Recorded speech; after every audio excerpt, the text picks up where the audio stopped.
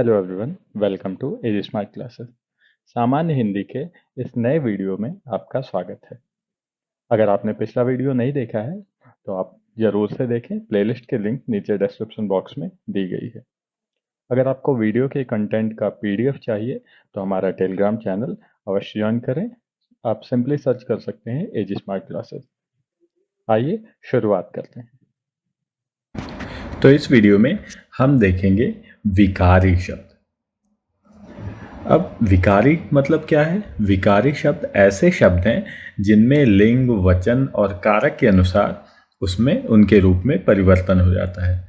जैसे पहला है संज्ञा।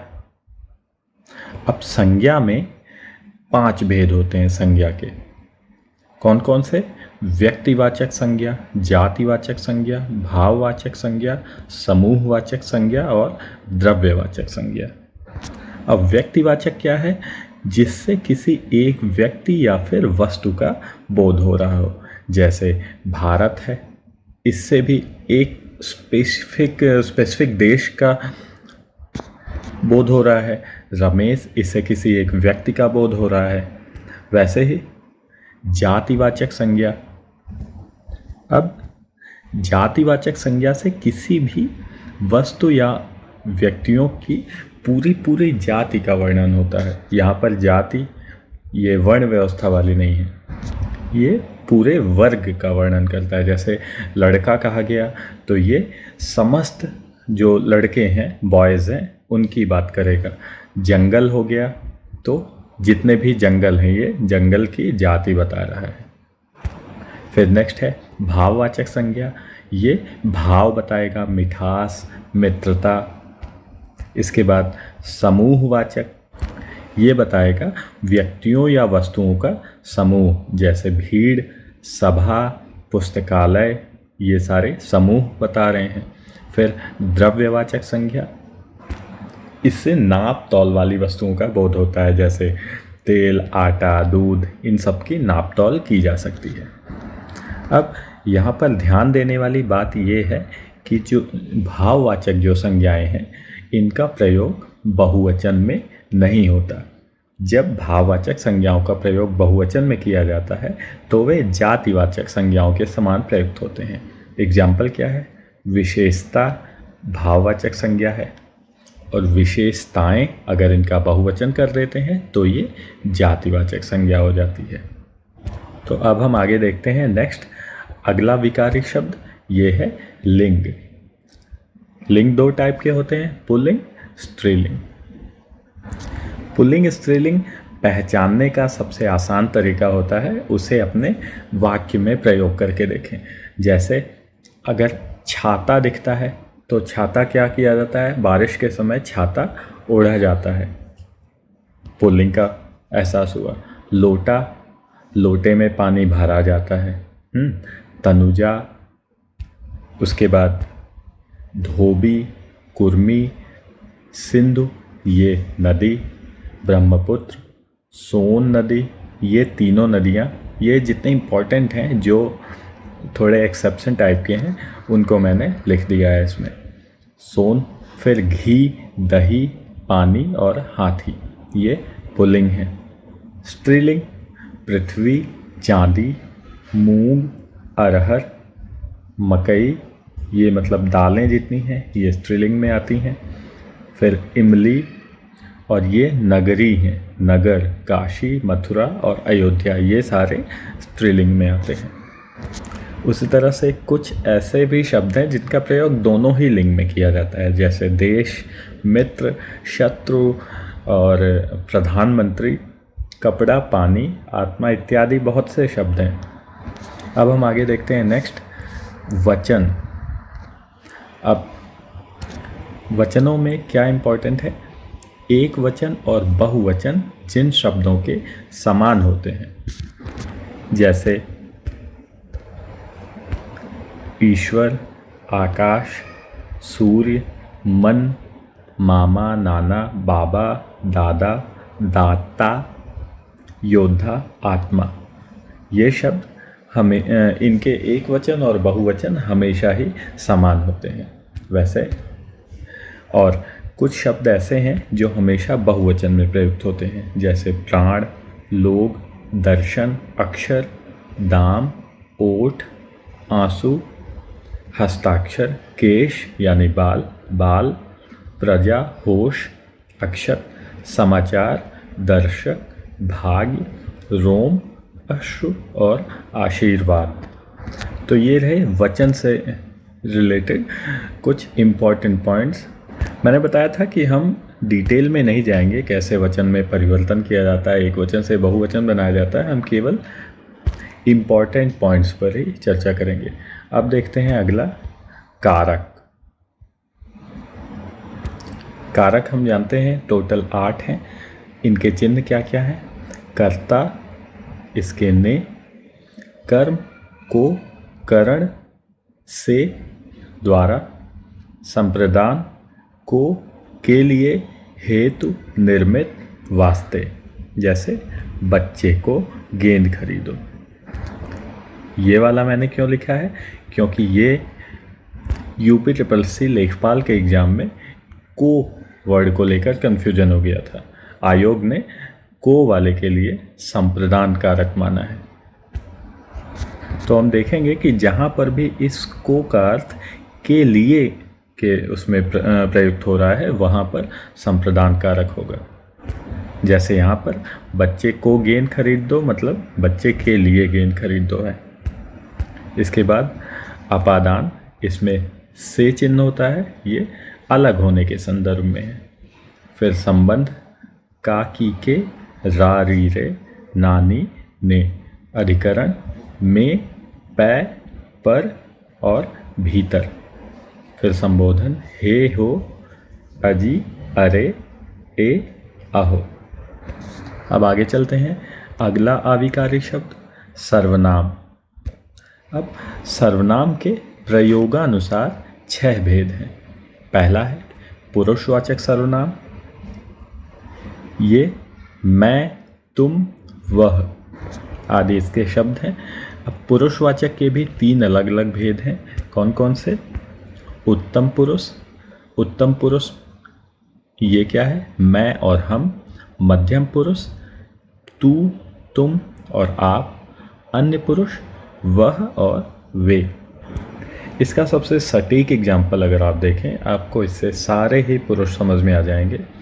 तो एग्जाम्पल है, मैं आपको यह बताना चाहता हूँ कि वे लड़के जो वहाँ एकत्रित हैं वे अच्छे नहीं हैं। तो मैं यहाँ पर उत्तम पुरुष है। आपको, आप है यहाँ पर मध्यम पुरुष।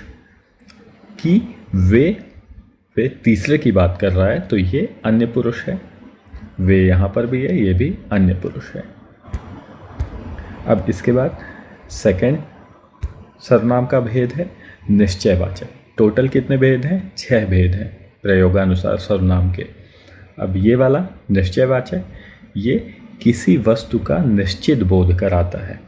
जैसे यह सर्प है, यहाँ पर यह जो है ये निश्चयवाचक सर्वनाम है।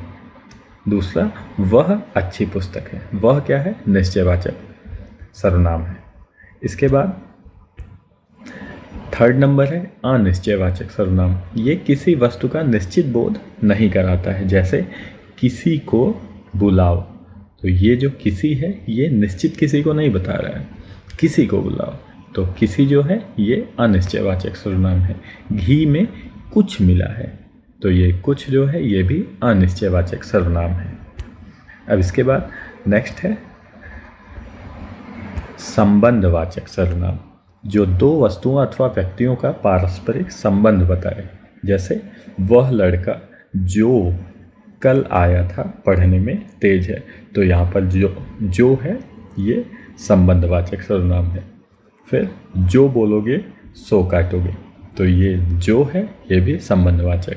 फिर जो तुम चाहो करो, ये भी क्या है? संबंधवाचक सर्वनाम। अब इसके बाद नेक्स्ट है प्रश्नवाचक सर्वनाम। ये प्रश्न का बोध कराएगा। जैसे तुम कैसे आए, यहाँ कौन है जो मुझे नहीं जानता। ये कौन और कैसे ये क्या है? प्रश्नवाचक सर्वनाम है। इसके बाद नेक्स्ट है निजवाचक सर्वनाम। ये कर्ता का बोध कराता है, जैसे आप जैसा समझें करें, यह आपका ही हो गया। अब नेक्स्ट देखते हैं अगला विकारी शब्द विशेषण। तो व्यवहार की दृष्टि से विशेषण के 4 भेद हैं। गुणवाचक, ये गुण, रंग, आकार, दशा, अवस्था और रूप आदि का बोध कराता है, जैसे भला, बुरा, पापी, लाल, नुकीला, नया, पुराना, बाहरी, देशी, गीला, भारी। ये गुण, रंग, आकार, दशा और अवस्था का बोध हो रहा है इन सारे शब्दों से। अब नेक्स्ट है संख्यावाचक विशेषण। अब ये नाम से ही पता चल रहा है संख्या का बोध करा रहा है। अब इसके भी टोटल 5 भेद हैं संख्यावाचक विशेषण के। कौन कौन से? पहला है गणना बोधक, जैसे 7 अमरूद। अब इसके गणना बोधक के भी 2 अलग अलग हैं, एक तो पूर्णांक बोधक, एक अपूर्णांक बोधक। पूर्णांक बोधक मतलब 1, 2, अपूर्णांक मतलब पाव, पौन। अगर ऐसी संख्याएं हैं तो वो गणनावाचक विशेषण है। फिर नेक्स्ट है संख्यावाचक में ही क्रम बोधक। ये क्रम बताएगा, पहला लड़का, दूसरी लड़की। इसके बाद नेक्स्ट देखते हैं आवृत्ति बोधक। ये क्या करता है? एक वस्तु का दूसरी से आधिक्यता का अनुपात बताता है, जैसे चौगुना धन, दूना दाम। इसके बाद फिर समुदाय बोधक, ये सारे संख्यावाचक के ही हैं। समुदाय बोधक, ये तीनों लड़के समुदाय बता रहा है, दोनों भाई। फिर प्रत्येक बोधक, ये इसके अंदर एग्जाम्पल है प्रत्येक व्यक्ति, एक एक अपराधी। ये सारे संख्यावाचक के 5 अलग अलग भेद हैं संख्यावाचक विशेषण के। अब इसके बाद नेक्स्ट है परिमाणवाचक। अब परिमाणवाचक के भी 2 भेद हैं। परिमाण मतलब नाप तौल का बोध। तो परिमाण में 2 भेद क्या है? निश्चित परिमाण, अनिश्चित परिमाण। निश्चित क्या कह रहा है? 4 सेर दूध, डलिया भर आम। और अनिश्चित क्या कहेगा? थोड़ा दूध, पूरा आनंद। इसमें निश्चित कुछ भी नहीं है। अब नेक्स्ट देखते हैं चौथा और आखिरी सार्वनामिक विशेषण। सर्वनाम शब्द विशेषण की भांति इसमें प्रयोग किए जाते हैं। इसके भी 2 टाइप हैं, मौलिक सार्वनामिक विशेषण और यौगिक सार्वनामिक विशेषण।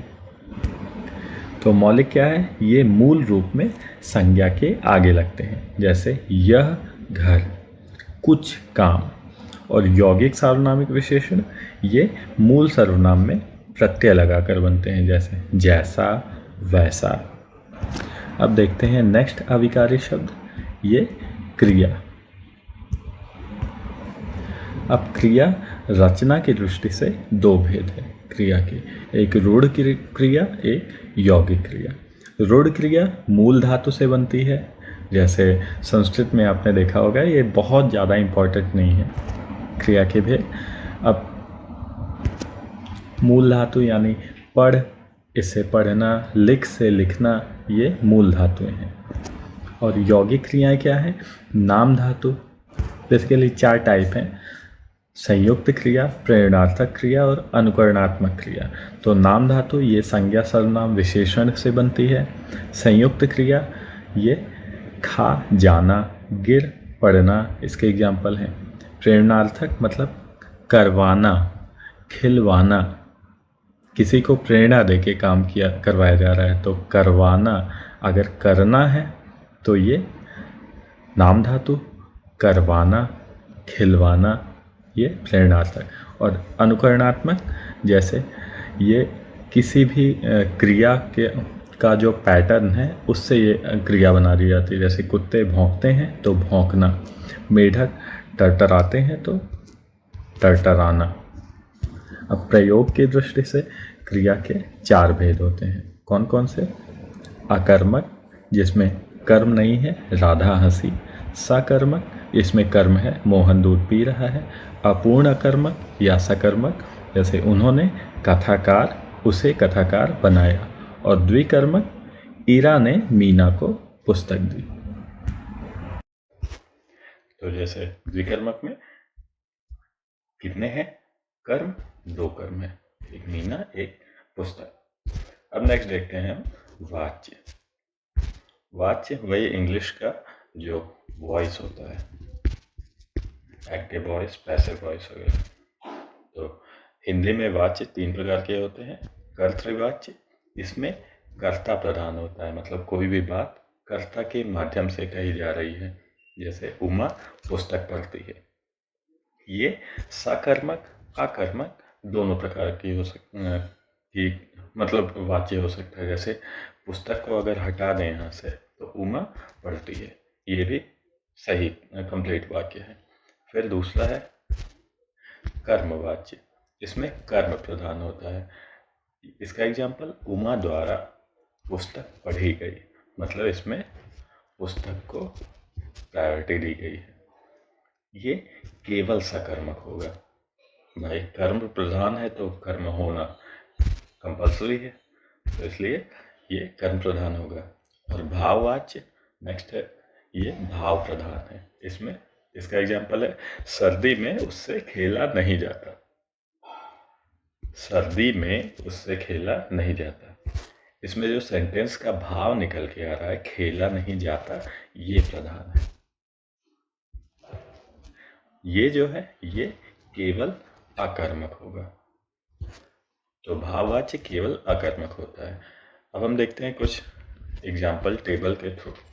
जैसे कर्तृप्रधान रचना, कविता रचती है। अगर इसको हम कर्म वाच्य में बदले तो रचना द्वारा कविता रची जाती है।